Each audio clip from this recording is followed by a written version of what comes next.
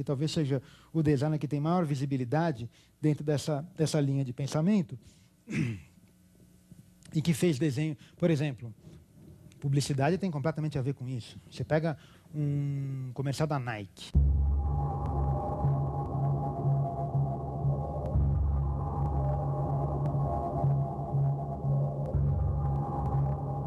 Vai fundindo uma imagem sobre a outra, sobre a outra, sobre a outra, sobre a outra, sobre a outra. Você pega a linguagem publicitária inteira, está ancorada nisso aqui.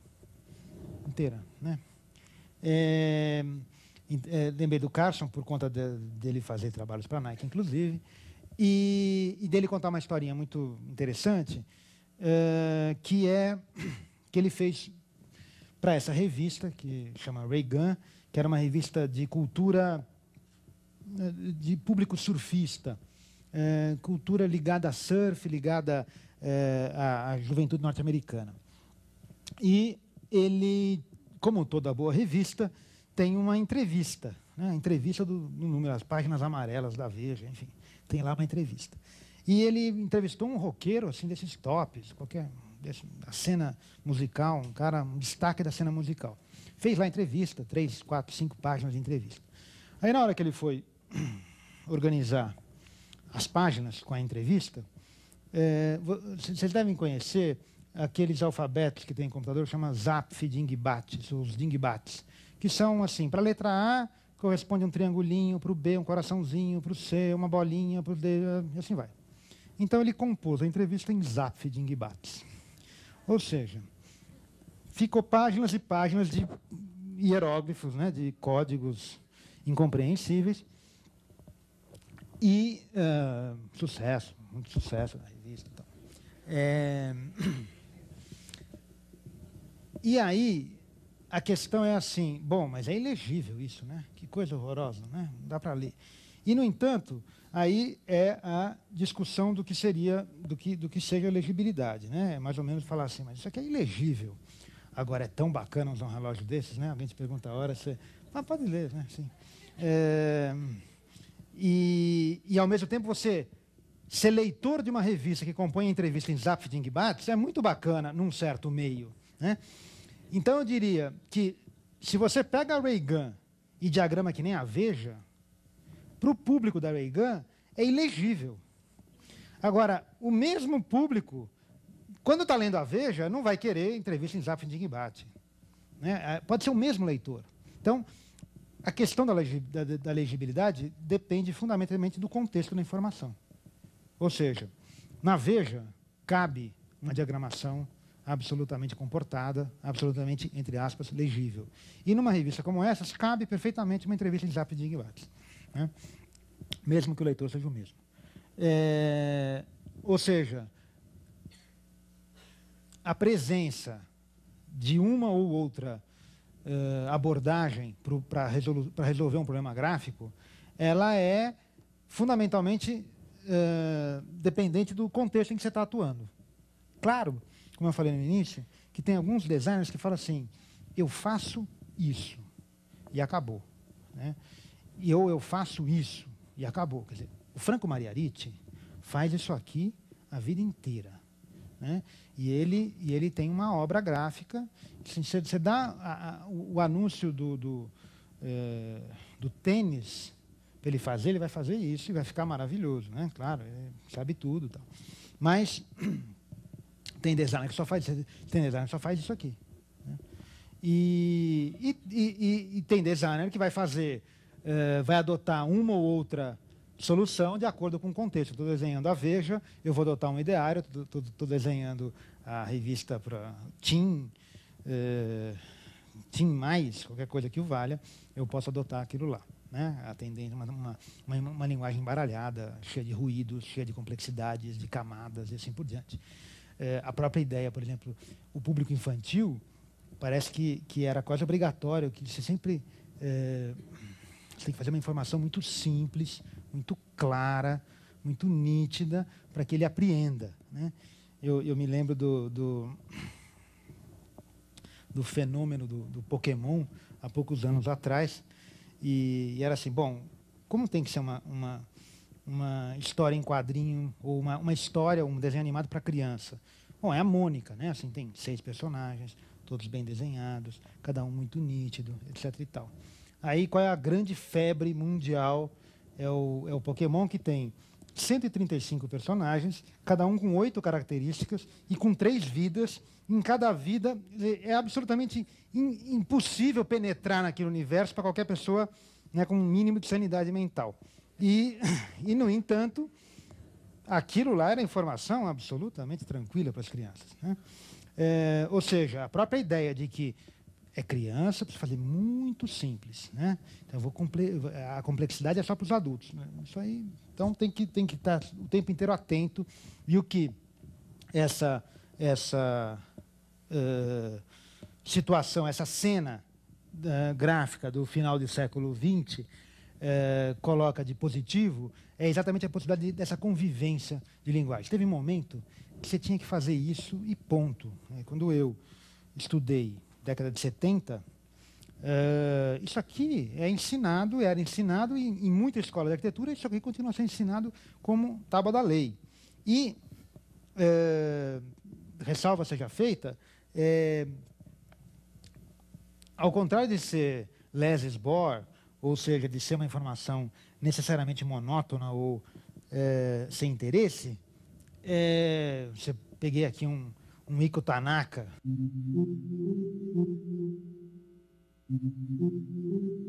assim, magistral, né? Isso aqui é década de 80. Então, assim, o grau de sofisticação que os designers modernos atingiram é imensa, né? Isso aqui é uma beleza. Geometria, simplicidade, mas você vê, a geometria pode dar isso aqui, o rigor, estrutura, nitidez, olha o diagrama disso aqui. 1, 2, 3, né? 1, 2, 3 e 4, acabou, simplicidade máxima, e olha a sofisticação, a construção da imagem da geisha que ele consegue. Então, a ideia de que o movimento moderno, o menos é mais, ou as tendências construtivas são empobrecedoras, é um ledo engano. Tem sofisticações maravilhosas, você tem aí toda uma arquitetura chamada de neomoderna, que continua se alimentando dessa herança e produzindo coisas sofisticadas. E, ao mesmo tempo, o que tem um espaço para outras manifestações, como aquela ou aquela, e que são aceitas com muito mais naturalidade do que eram antes. Por fim, deixa eu falar um pouquinho aqui do popular. Por conta de ele não participa tanto desse diálogo o tempo inteiro, por conta de que ele atravessa isso aí. Ele não se prende a uma cronologia tão marcada, mas ele está presente. A produção espontânea, a produção não erudita, que não por isso não deixa de ser sofisticada. O Brasil é particularmente rico em manifestações dessa natureza. A gente tem tido exposições recentes, saiu para os próprios, a exposição dos 500 anos, teve para quem pôde ver, o Arte Popular, uma exposição magnífica, sofisticadíssima, né? Coisas maravilhosas. E existe até, essa é uma discussão muito marcante, muito presente para design brasileiro, e exatamente pela riqueza dessa herança, por vezes, a gente chega a achar que, bom, aqui está o Brasil, né? O Brasil é isso aqui, o resto é importado. Então, acho que tem que tomar muito cuidado com essa ideia, mas, ao mesmo tempo, estar mais atento para isso, né? Quer dizer, aqui nós temos coisas muito sofisticadas, e muito pouco valorizadas, eventualmente, muito pouco aproveitadas, talvez bem menos do que deveriam, do que poderiam. Nós temos uma tradição que é eminentemente gráfica, como, por exemplo, a do cordel.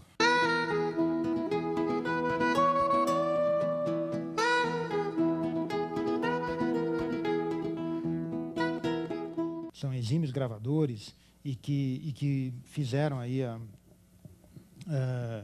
tiveram uma atuação grande como designers, desenhando peças gráficas para serem impressas em meios precários, mas com o grau de complexidade cabível com os meios que ele estava empregando, né? Ou seja, com muita sabedoria.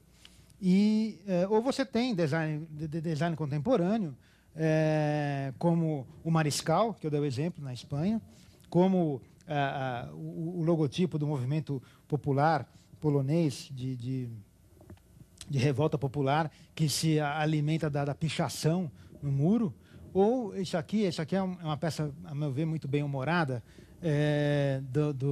de um anuário de publicitários, um anuário de 92, 93, nem me lembro. E os publicitários têm um livro muito bem cuidado, que são os premiados, o Clube de Criação de São Paulo, e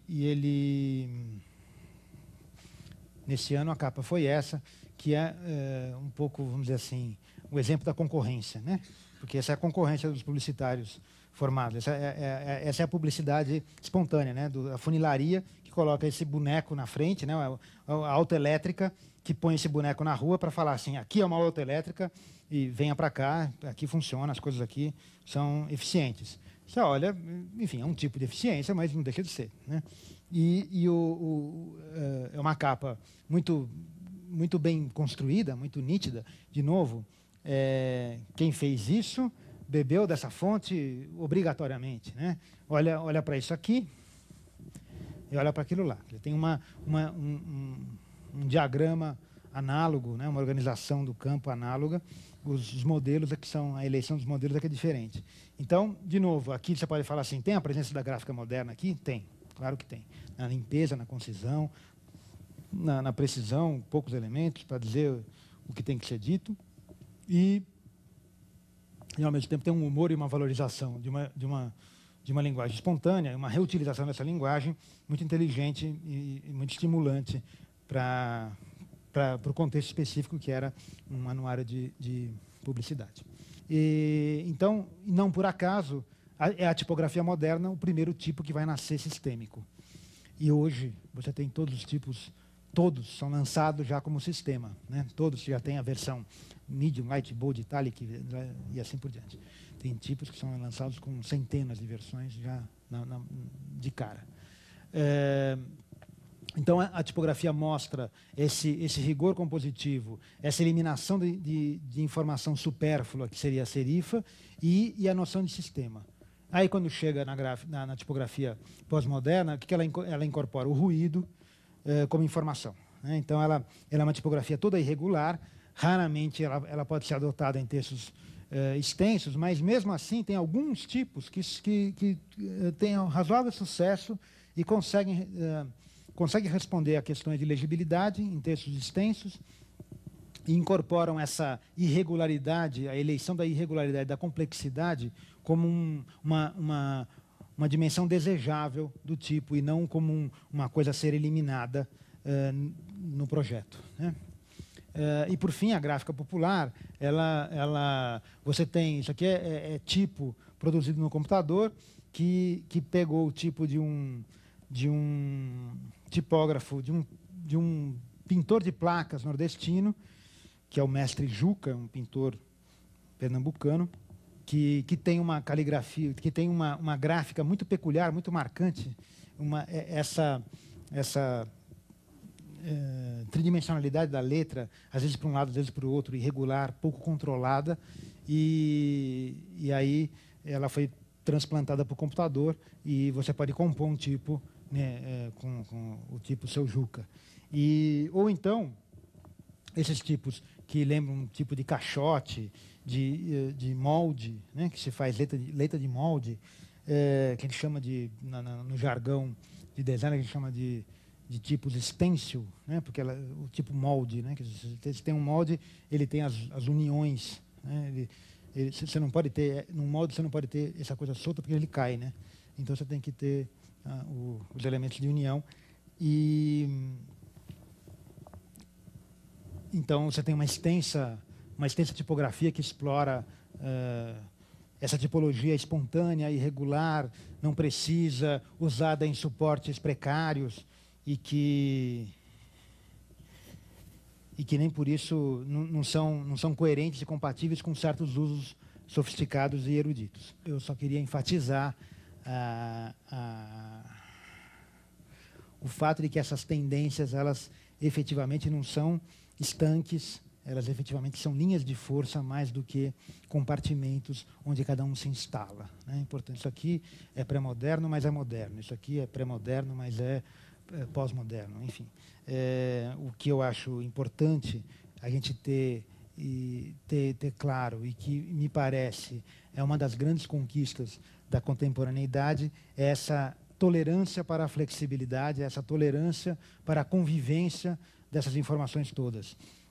Eu acho que essa situação que a gente vive hoje, de convivência e de simultaneidade de linguagens, ela é muito mais estimulante para o designer do que situações anteriores, em que você tem uma hegemonia muito absoluta de um certo tipo de manifestação e que eliminava tudo que não fosse aquela corrente principal.